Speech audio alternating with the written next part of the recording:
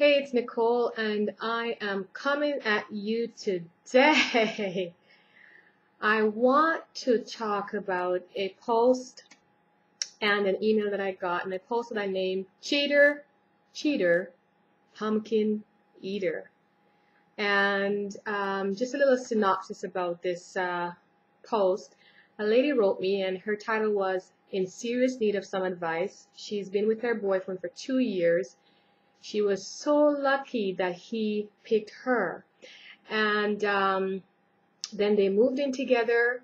And within a few months of them moving in together, he cheated on her. The move in together was very bumpy.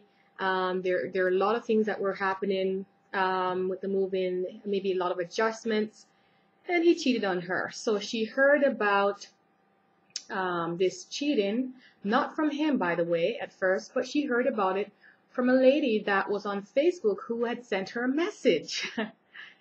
Anyhow, it gets even worse because the man was cheating on her with the lady on Facebook for about 2 months, and then he broke it off. And then I think a little bit after that, he went away to Africa on some business trip. Okay, so I'm going to follow up on this post, and as we have seen in the media and celebrities and on TV, there's no shortage of men who cheat, and there's no shortage of men who cheat on really beautiful women. Now, in the other respects, there's also no shortage of really great guys who believe in honesty, guys who believe in loyalty, men who believe in being truly committed to respecting a woman, to respecting their relationship. There's no shortage of that either. So if you are listening to this message and you think, yeah, I know, that's what men do, they cheat. Well, you have to shift and adjust your mindset, because what you're saying is that you are living from or speaking out of a scarcity mindset, that there is just not enough for you. So first off, if you think that, yeah, guys cheat, that's just a given, there is a shift that needs to take place in the way you think and the way you believe, so that you have more of these positive experiences that happen in your life. And so get back to the lady now. So I sent her an email letting her know that, my opinion on it, and she responded. And basically what I said to her, one of the key things that needs to happen is that she needs to move the hell out from where she is. And I'm not saying this, I'm not talking about, having a total bitch chick attitude or a bitter, resentful attitude. But while he's in Africa, playing whatever tune he's playing, then she needs to come to a certain realization within herself. So let's talk about how she responded. So she basically responded to me that says, yes, he's pretty amazing. He's a great guy. I just kind of look at how he is with his work ethic. I look at how he responds to his family. I look at how he treats me, and every time he responds to me, he treats me absolutely amazing. And when I went to visit him in Africa, he was also very amazing. It's like she's singing the Amazing Grace song, okay? But the response to a man who cheats, and if you have a partner, spouse, or boyfriend who's cheated on you, the response is a spiritual one. And what do I mean by the response being spiritual? Now, when a man comes within himself and he now determines on a deeper level that he's going to break ranks with you and break ranks with you and disassociate himself with you on a certain level, it requires a type of response that you have to think about in a spiritual way.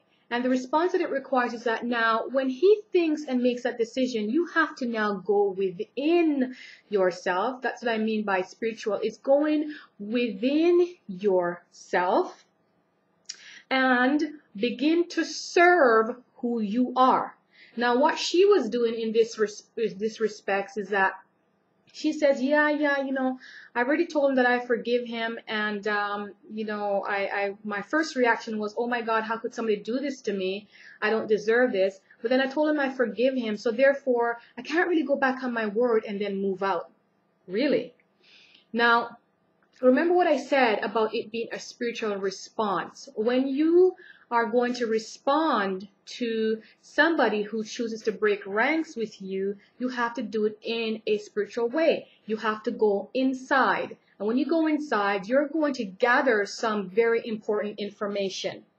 The information that you're going to gather is really asking yourself, who am I? What is it that I stand for? What is it that I'm about? Really, what is my identity? Because what she was doing with him and how she responded was she actually agreed with him in her response. Because in order for him to have cheated on her, he made an internal decision that I don't think that you're worthy of me. I don't think that you are worthy of my respect. And I don't think that you are worthy of my honor. And therefore, I am going to act in XYZ ways that will contribute or show that is what I think about you. And so when she reached out and began to gloss things over and began to say, yeah, I forgive you, and, as long as you don't do it again, what she was saying was, I'm going to come into agreement with the fact that he does not think I am worthy of honor. He does not think that I am worthy of respect. He does not think that I am deserving of honor and respect. And so her reaching out to him, her reaching forward to him, her way of saying, yes, I forgive you, also validates how he now feels about her. And this is the one thing that I want you to help you understand, and I want to help women understand, that your response to a man's cheating is service to you. It's a spiritual response. And it doesn't mean that you can't forgive him, but when you now choose to kind of pull the wool over your eye and pretend that you don't have, feelings of being hurt and angry and upset, what you're saying to him and the message that you're saying to him is that you are saying to him that I give you permission to do this again. Now, when a man cheats and then you say to him, you know what? This has devastated me. I really thought that I was in a relationship that I can trust, and really I thought that you respected me and that we respected each other. There's obviously something that's going on between us. There's obviously something that's broken or something that's not right in our relationship. You know what I'm going to be doing? I am going to be taking a break. And so the response to him now becomes service to you. And you take a break, or you now break ranks with him because he broke ranks with you by being sexually intimate with somebody else. You break ranks with him to serve yourself. And when you do that, you are sending him a very strong message on a deeper subconscious level. When somebody does something to you and you do not stand up for yourself, within the human psyche, it gives them the permission to keep doing that. But when somebody does something to you and you make a decision that you are going to stand up for yourself, and a part of that is that you break ranks with him and you take a break from the relationship to think about what is it that is within you that's creating this type of unhealthy relationship. And so it sends a very strong message to him that, of course, I can forgive you. Of course, I still love you. Of course, I really care about you, but I'm going to take this time to serve myself, and then I will watch to see if all of what you're saying to me, like, yes, yes, I really do still want this relationship. Yes, I really still love you. Yes, I am really sorry. Now you take a break and you allow that space between you to act as a way for him to prove himself to you. You know, I mean, I could go on and on about this, but how she responded was she's still living with him. He's still all the way the heck over in Africa doing whatever. We don't know. With whomever. We don't know. And she hasn't dealt with her pain and her jealousy issue and her feelings of being, devastated, and the lack of trust issues, because she was reaching out to him in order to find her own validation. And that's the problem. When you pull back and you break ranks with him and you allow for space within you, then what you're saying to him is that I validate myself, I honor myself, and I respect myself enough to give myself this time to think about what is it that I'm going to do next. So that's what you should do. If you have encountered a situation where you've been cheated on, by a partner, by a spouse, a boyfriend, whoever, then you need to take a break from that person in order to reset their mind on a deeper psychological level, to rewire within their brain on a much deeper level, that you are not going to continue to flow in that same path in the relationship.